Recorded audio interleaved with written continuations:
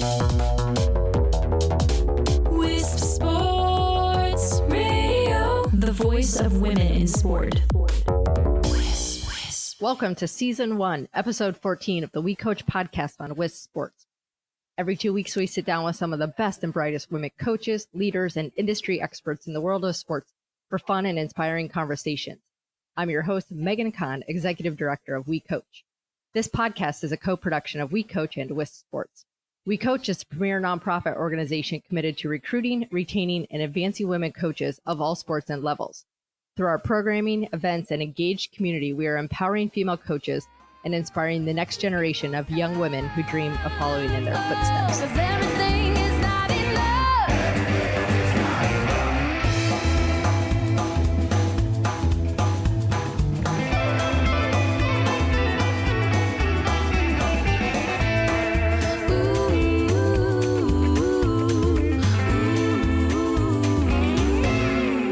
Today's guest is a dynamic leader, mentor, and visionary communicator who values inclusiveness and diversity and has a natural talent for aligning a large workforce around a common goal.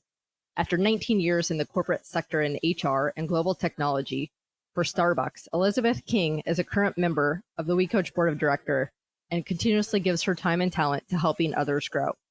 I'm thrilled to welcome my dear friend and colleague, Elizabeth King, to the WeCOACH Podcast. Thanks for being here, Elizabeth. You're welcome, Megan. It's good to talk with you today. I'm so excited for our community to learn more about you. I have become to adore you through our time working together, so I'm super excited for our community to learn a little bit of your backstory. Well, I'm embarrassed to hear you say that, but I appreciate it. I'm going to jog your memory here out of the gates. Walk us through what it was like growing up in the 60s and how your path into sports took off.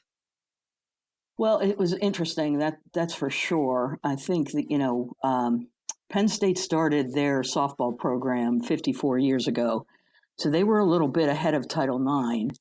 But obviously, Title IX was huge and impactful to the opportunities for young girls and young women that were trying to move through high school sports into college sports. The reality, though, is the difference between today's programs and programs in the 70s is really like night and day. The girls here at Penn State play about 55 games, and our season was 15. So while we were excited and thrilled to be able to put on the uniform, we had one coach that did everything: pitching, fielding, batting. And today, the Penn State team, for example, has 3 paid coaches and a volunteer coach, all specializing in the different aspects of the game. So in the 70s, a lot of emphasis was put on, obviously, your improvement of your skills on your own or with your friends, unlike today where there's so much additional resources like training and strength and conditioning coaches and academic resources and, you name it, they've got it. And it's a proud moment to be able to look back to see what we started and where it's come, but it's also a little hard not to be a little bit jealous. Absolutely. So in that time frame when you were at Penn State, was there scholarships then, since you were a little pre-Title IX? No, they were starting as I was leaving. So back then, the girls played for the love of the game, which honestly, I'm not sure that, we see progress in different ways. I'm not sure that I would say that progress is always advantageous, because the kids are a lot more motivated by, having their scholarship and looking for schools to offer scholarships than sometimes necessarily going to the school that might be in their best interest academically. So, I would say that the competitive nature of the sport back then was different because there weren't scholarships. Everybody walked on back then. And again, like, you really had to, since there was no financial incentive, you really had to want to put on a Penn State uniform, and you really wanted to have to compete to give up that time that you could have been focused on academics or social or other activities. I've heard Lynn Dunn tell so many stories about coaching back in some of those days. What was it? Did you guys have uniforms? Were they old men's uniforms? Did you drive all night to get to games? What was it like? Yeah, so we did have uniforms. We had one uniform. I think currently they probably have about 6 or 8 different versions of a uniform. We had like one warm up outfit. If I remember correctly, we practiced in, when we were outside, we practiced in like old fashioned sweatpants. Um, we had to buy our own shoes. We had to buy our own glove. Everything was, the only thing we got really was uniforms. So it was definitely a different time. We have a beautiful field now at Penn State, but back then we played on a field that the outfield was actually like one of those old wooden slatted snow fences. And there were like maybe 4 or 5 rows of bleachers, no dugouts, just a bench. I mean, it's like I said, it's hard to imagine that that's only 40 years ago that we've moved so far. And, like I said, I'm really proud of it, but also a little jealous. Well, certainly there's no alum more passionate about their university than you, and I'm sure that does bring back good memories every time you're at one of their games. Yeah, we just had an alumni weekend here this past weekend, and actually I saw one of my old teammates, which I haven't seen for 40 years. Which I don't know how I'm only 35, so I'm not sure how that was 40 years ago. But in any event, there were a few alums that were older than I, and they had a field before the field that we played on that was even more dastardly. So there's a lot about what we had back then that makes me proud, including the fact that we had a uniform. And you ask about driving, like everything was a bus ride.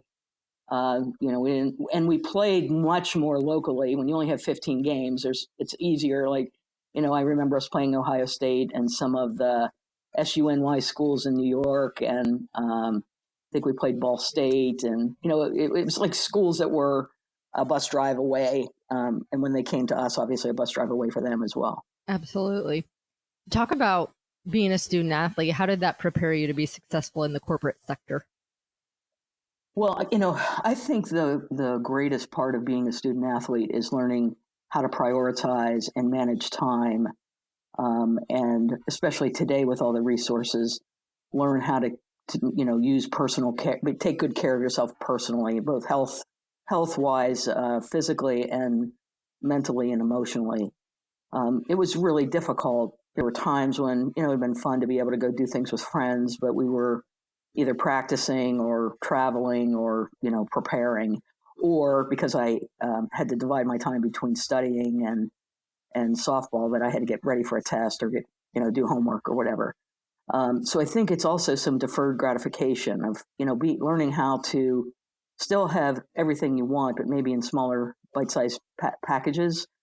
And, everything about sports translates into business. So whether it's, how to make a comeback, how to communicate effectively with your teammates, getting a lead and holding that lead, dealing with someone who is like not bought into the culture you're trying to create on your team, all those particular skills roll up really nicely into business. And I think I've said this to you, Megan, that, I feel like the lessons that I learned on the softball field, they're with me every minute of every day, even as I, move into more, a little bit of consulting, but mostly volunteering and trying to give back time. Like all those lessons, I use them every single day. And I think, part of the reason that I feel women are doing better in business in terms of gaining leadership positions and such is that many of them did play sports.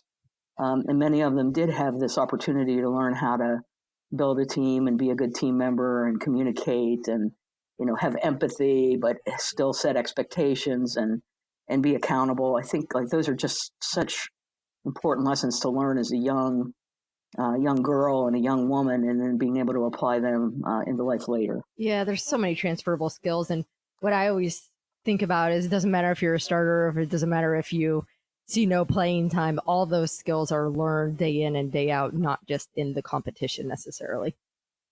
Yeah, and I think the truth is the harder position is really sitting on the bench and cheering for your teammates and keeping a great attitude, because it's we don't always get the promotions or the ascension in our career that we hope for, and sometimes we get it, but we have to wait for it. And I think some those days pitchers obviously don't pitch all the time, so learning how to, support your teammates and support your team when you're not playing, I think is a really vital skill. When you were playing, did you consciously realize the skills that you were developing and how that translated into business? Maybe you certainly knew you were going to go into the corporate world, or when you were in the corporate world and then reflected back, is that when you realized it? Because I know you've certainly honed in on this now, but kind of talk about that evolution of that impact. So the truth is, I don't think I realized it when it was happening. As a first person in my family to go to college, I had aspirations that were beyond, what my family had been able to put up on the scoreboard up to that point. And so what I feel for myself is that I didn't really understand how important they were until I was actually in the business world. And I'm sure we're going to get into this later, but as I work with the current softball players here, I try to make sure we're talking about that from the minute I meet them, because it changes in the way they think about the things that they're doing. It changes how they see those skills being able to be carried forth in their life. And it makes it easier sometimes to apply yourself to learning some of those skills that are hard, because you realize, that they're going to come in and be an important part of their career and their relationships and everything else that's going to happen to them as they go forward. So I think today, the fact that there's so many more mentors and there's so many more coaches and resources, I think girls understand that better today than they did when I was a 20-year-old. Who are some of your role models? It's funny, and I don't know where this came up. I had been asked to do maybe in a research project. Megan, you probably hooked me up with the students. One of the things that happens when you only have one coach is that the role models and the mentors for a women's sports team back then were the other girls. So the senior pitcher was a tremendous resource for me, both in teaching me things that I needed to learn about the game, but teaching things to me about leadership and how to be, as a pitcher, how to be a leader on the team when I was playing and when I wasn't playing. And then as I got into business, that was such an amazing relationship. And sadly, I was a freshman when she was a senior, so I only had 1 year of her coaching of me. I started seeking out female mentors from that point on. And I've got, from my early career, I have I was in technology at that time. I had asked for some support from a consulting firm of my boss, because we were doing this massive project. And I remember saying to her, and this is something I learned in softball, I know I can do this by myself, but I know I can do it better if I have a little bit of help. And my boss was kind enough to take that as a sign of strength versus a sign of weakness, and had this person come and help me. We've maintained a relationship now for over 35 years.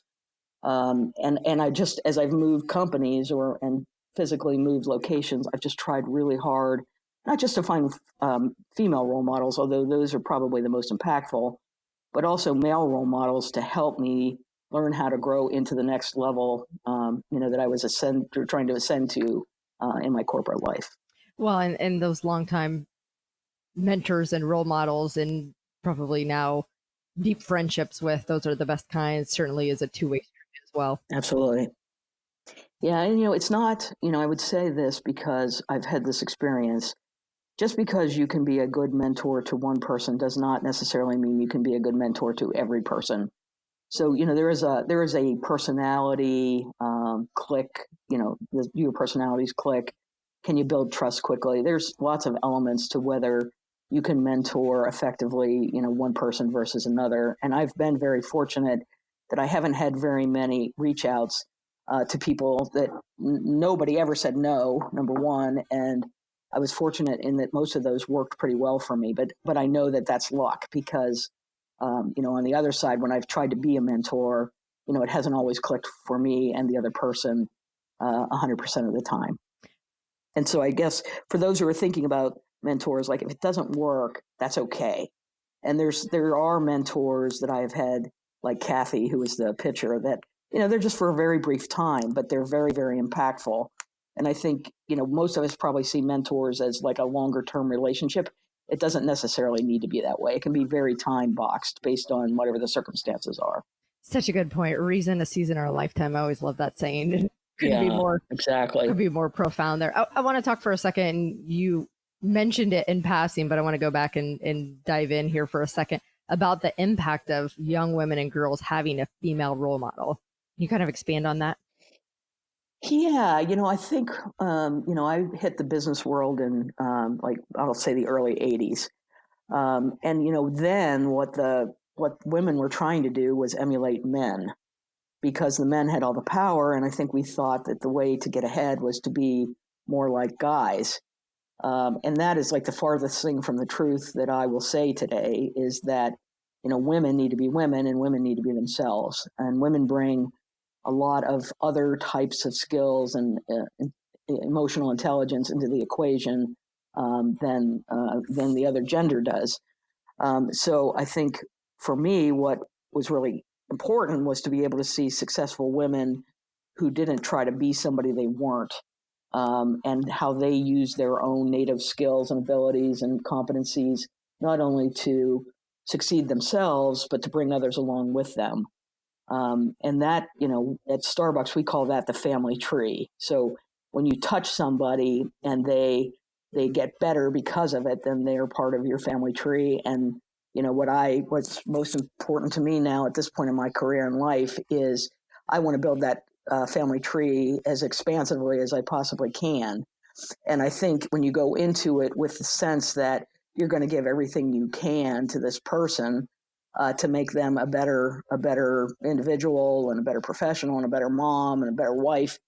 There's so much power in that, and it makes it so exciting for me to jump out of bed when I know I've got something scheduled with a young person on any given day. Well, and absolutely, and I do want to jump back at some point and talk about your career journey because it's so impressive. But I'm going to keep going on this female role model and mentor topic here for a second. And I think everything you just outlined expresses exactly why you're so passionate about your work with WeCOACH and about some of the mentoring you do. And I kind of want to dive into all those things. I'm going to give you a little bit of free reign here to talk about. We're going to start with WeCOACH.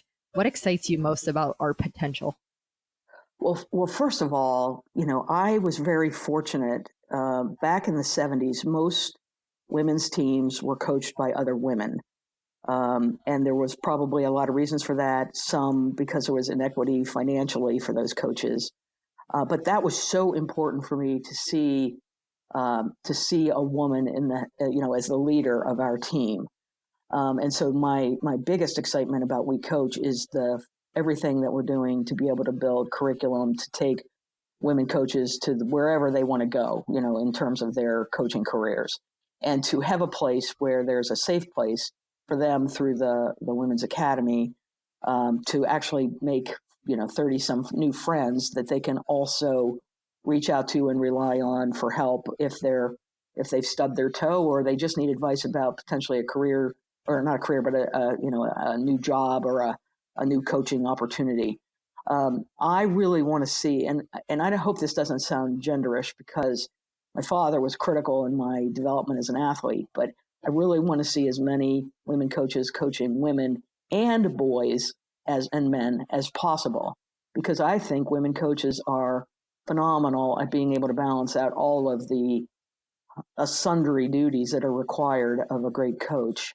And again, I think for girls especially to be able to move up when they get out of sports, or even when they're still in sports, it's really important to be able to look up and see somebody that looks like them, maybe not exactly acting like them, but having more of their elements of their personality and their skill set leading a team. And I think watching women leaders teaches you leadership skills in a different way than watching men leaders, because candidly, we do it a little bit differently. So my biggest hope is that through WeCOACH, we continue to support the coaches that have come through the academy, and that we inspire them to maybe do what I'm doing and reach out to people that need some assistance and help make the journey through coaching and being a female at the same time. I just think the sky's the limit for us and what we can do if we just keep applying ourselves. Couldn't agree more. That's music to my ears to hear you say that. It's really the power of network. I think if you could sum up in a couple words what you said, it's a lot about that power of network, and which is, I think, one of the things that we can uniquely provide that nobody else out there is doing in the way that we're doing. Yeah, and Megan, I'd just say, as somebody that's been in corporate America for 40 years, is that the people that really excel are those that know how to use their resources and those that know how to comfortably network in an environment that can be a little crazy at times. And I think those are two things that WeCOACH really emphasizes with the women that are coming through the program. I think it's something that women athletes understand better than maybe the typical female. And realize that's a little bit of a generalization, but knowing that I have people on my team that were athletes and people who were not, that you can see differences. So I think the networking that we provide, the networking opportunities we provide, and the encouragement to continue having a mentor and being a mentor, I think are really critical to WeCOACH, and I'm really proud of what we do there. You've been a part of our mentor program. Now, talk a little bit about that. Yeah, so that's been fun. And I remember you and I talking about whether I had really applicable skills that could transfer from business and student athlete coaching to coaching coaches, and it's been awesome. So the way it's set up is it's all of us self-identify as wanting to be a mentor or mentee. Each mentor has two mentees.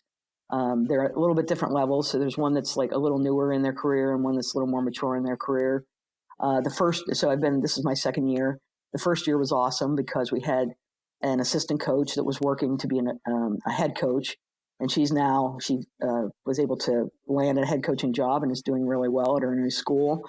And then the other one was already a head coach, a Division II head coach, who just recently got promoted through, some of the things that we were working on through the mentor program. So to be able to see those young women not only set goals and achieve those goals is real, it's exciting. It's the same as you would feel in business, only maybe even a little more special because it's just two of them. This year has been a little bit different because we have a coach that's in transition, looking for another job, and we have a coach and a director of operations that's trying to figure out whether she wants to stay as a director of operations or return to coaching. And so those mentor sessions are a lot different than the ones last year. But in the end, all four of them are going to be greatly enriched by the conversations that, the three of us had through the 9 months that the mentor program lasts. And I'm really looking forward to, I still keep in touch with the first two. And when we get new assignments next year, I'm sure that I'll keep in touch with the current two. And it'll, my family tree will have been expanded by four by these wonderful young women that, you and the WeCOACH organization gave me a chance to meet and work with. And those couldn't be more diverse for stories that you've just impacted in 2 short years. That's so awesome. Yeah, it has been a little bit of a challenge. I would say a business mentoring situation is a little bit more, I don't want to say it's predictable because nothing is predictable, but it's a little more predictable. These couldn't be more different and actually really fun. And you were right. Like anybody that wants to join WeCOACH as a business, somebody from business, please know that your impact will be just as great as that of a great head coach. Yeah, absolutely. We had a number of conversations about not selling yourself short of what you could provide. So I'm so happy that you found it productive and worthwhile now in your second year, and hopefully we'll get you back for a third. Yes, and just keep your hand in my back if I start getting, uncomfortable.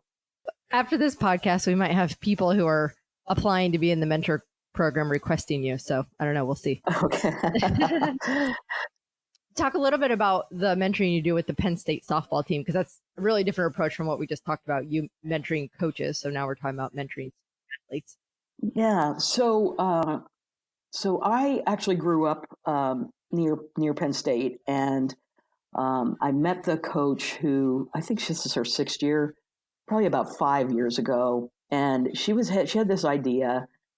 Penn State has what's an academic resource center that all the girls can use to, get help with resumes or whatever, interview skills, cover letters, anything that will help them in the next phase. And Penn State also has a tremendous career fair in the fall, and then one in the a little bit smaller one in the spring, and then one's in the colleges. And one of the things that Penn State promises to the parents as their children come here is that they're going to get a great academic experience, not just a great athletic experience. And so Coach Lahotak asked me and another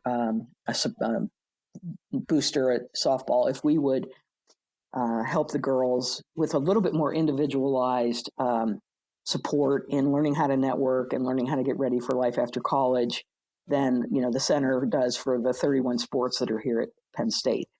And so for the last 4 years, we've been working to help them get ready for their internships and then life after college, and learn how to network and learn how to approach job fairs and interview skills, et cetera, et cetera. And it's just been awesome because they are mostly still an open book. So that you're not really teaching, you don't have to unlearn stuff with them.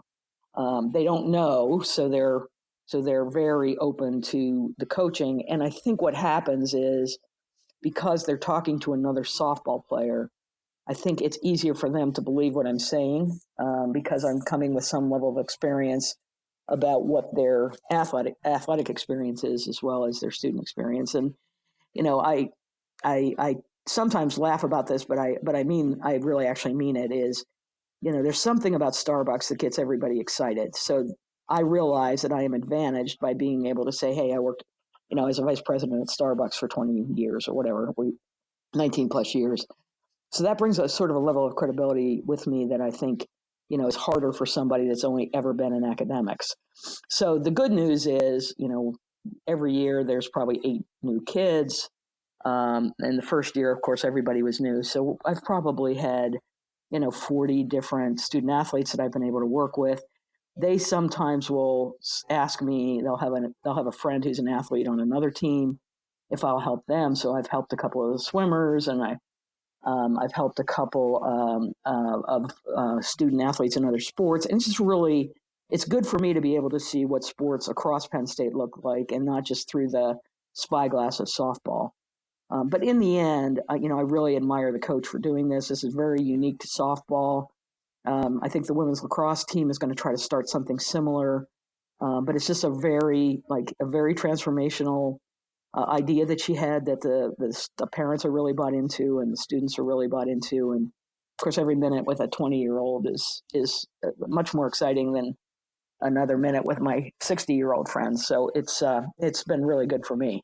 And I think one of the things I wanted to say before and I didn't is I think it's sometimes younger people don't understand that the mentor is actually getting something out of the relationship too. So for me, especially with these younger people, is being able to understand the language, being able to understand how to reach them, being able to understand like what their problems are. And I wouldn't get that if I didn't have this experience. So I think it's made me a better mentor, even with, people who are a little bit more mature in their career, because I could see a little bit more spectrum of, 20s to 50s or whatever. It's been really helpful to me. Well, I couldn't agree more with what you said. It's definitely a two-way street. And I think we touched on it earlier when we said it's all about fit. And I think I couldn't speak to that more. I'm going to get you with this one because we haven't talked about it yet. Okay. Don't get too nervous. But for our listeners, there's a King's Espresso bar on campus. So tell me what it's really like to walk in and grab a cup of coffee there. Oh, wow. So I don't know how you knew about that, but I'll find that out later. So King's Espresso Bar is a coffee bar inside of the hospitality management student restaurant called Cafe Laura. And Cafe Laura is a tremendous opportunity for all the hospitality management students to be able to be employed. And also, as one of their senior projects, they create and execute theme dinners. I think they do it like 4 times during the semester. And I just went to one of them. It was called Friends. And so they had food that might correspond to the Friends TV show. And all the decorations and such were like the Friends show.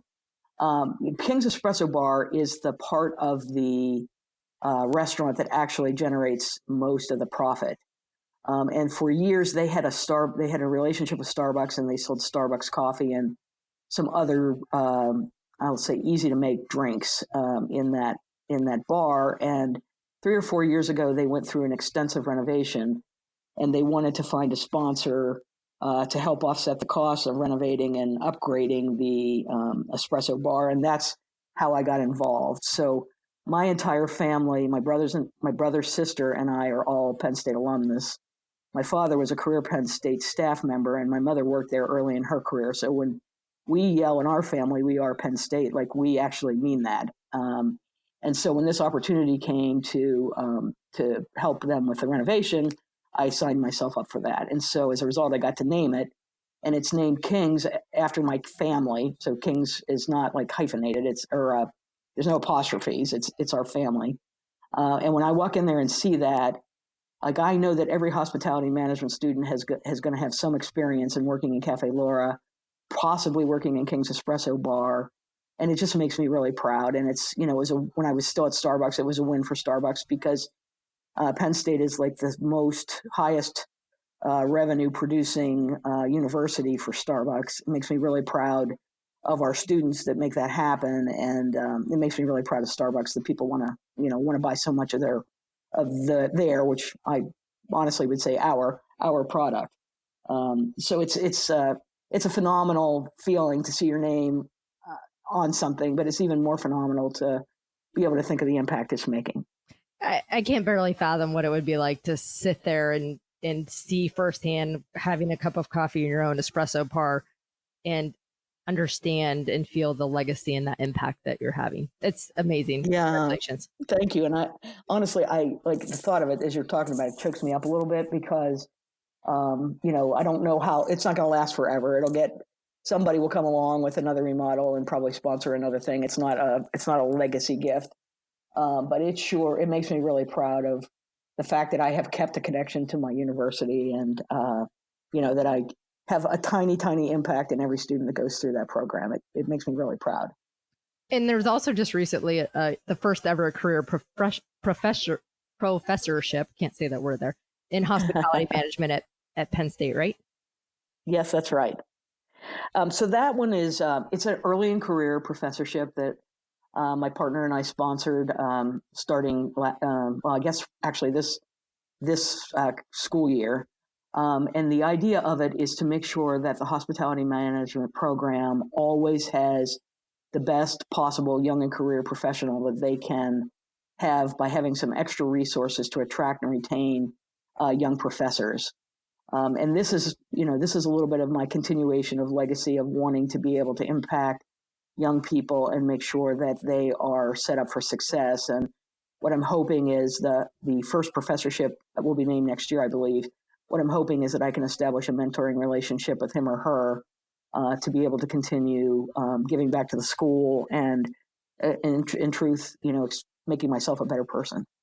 Yeah, and I want to touch here for a minute because I want to talk about your climb through the corporate ladder and the decisions and stops you made along the way. And then relatively at a very young age, you technically retired so that you could have impact doing these types of things through your consulting firm. So can you just kind of leapfrog us through some of those jumps and thought processes? Absolutely. So I have my degree is actually in political science, which is the kind of, it's a little bit like softball. It's maybe I didn't exactly do what I was going to do with it, but I use what I learned in political science every single day of my life. I thought I was going to go to law school. And so, I didn't have the financial resources to go directly from college to law school. So I worked for a couple of years in a administrative systems department for Macy's. And what I realized was what one of my high school teachers told me, which of course I didn't listen to because I thought I knew everything, was that I really should get involved in computer science. And so I started working, they had a sort of in the 80s, computer skills weren't like they are today. There was still a lot of organizations that would take smart people and train them if they were good at math or science or both.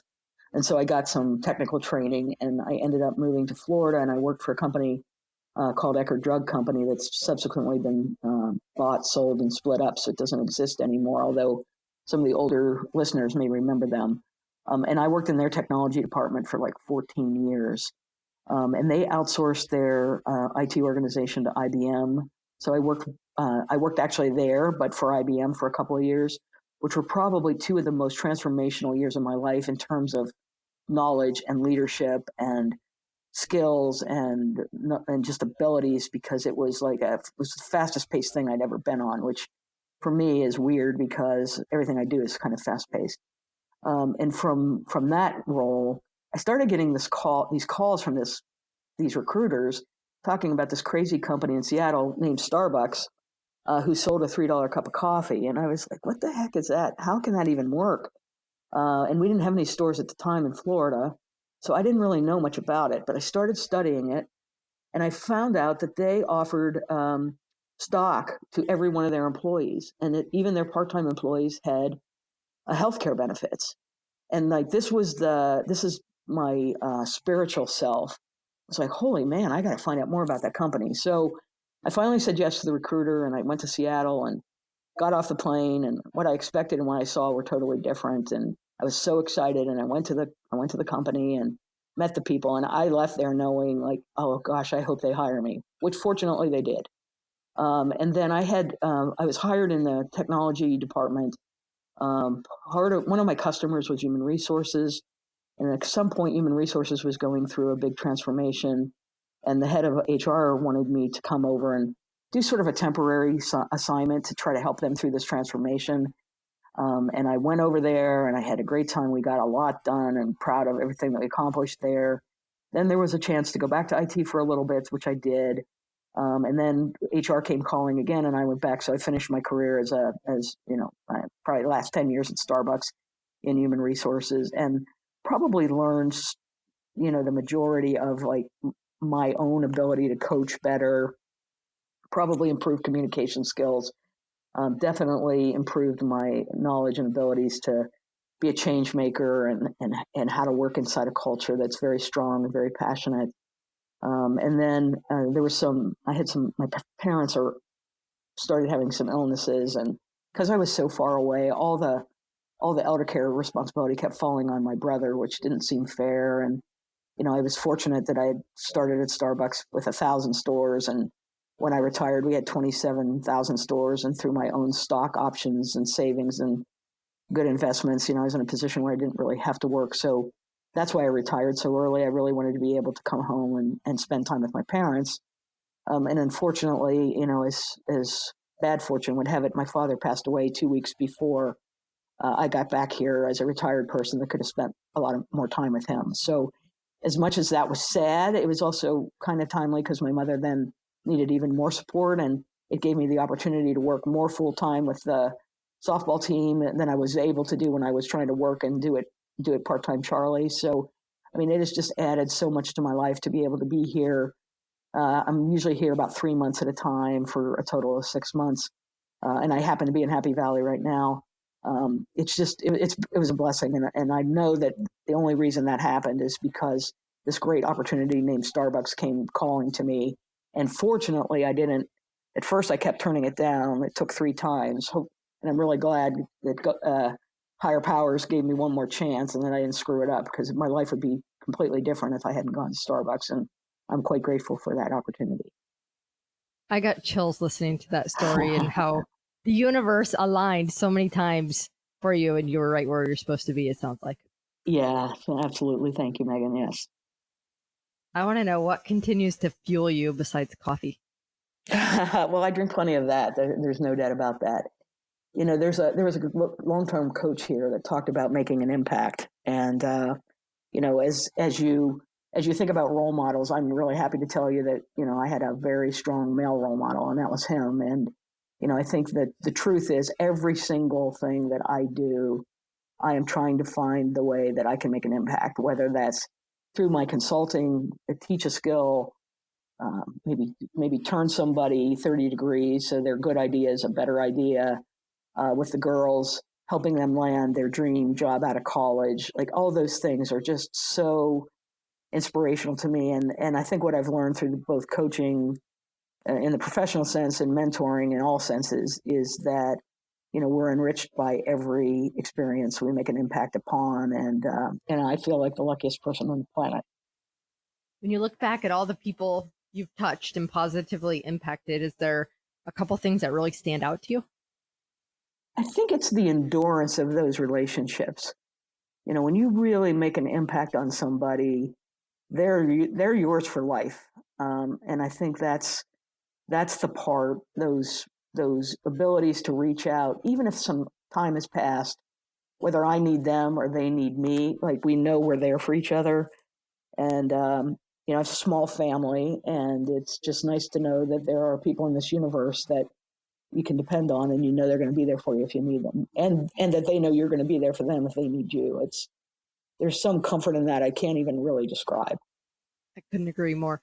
I think you probably know, you've listened to enough of our podcast, that we end every episode with quick hitters. So I'm going to... This is the terrifying part of the process. Yes, I know about this. I promise. I promise it will not be. I don't think it's going to be difficult for you. I think it's going to be fun. Okay. First off, what's your favorite Starbucks in the entire world? Store or drink? The store. We can. You know what? We're going to make two out of this. So let's go with store first. Okay. There is a huge store in Tokyo, in the Shibuya, near the Shibuya station, that is the biggest store that I've ever seen. And it is so cool because we only serve one size of a drink because there's so much business in that store. That's all we can handle. And I'm going to say, and there's a store that we built maybe 5-6 years ago in Seattle called the Seattle Roastery. It was the first one of the new roastery and tasting room concepts that are now, I think we have 6 of them across the globe. Those are my 2 favorite stores. So my favorite coffee is Cafe Verona. And my favorite, guilty pleasure is a caramel macchiato. Okay, let's talk about that blonde espresso, though. Yay or nay? Yay.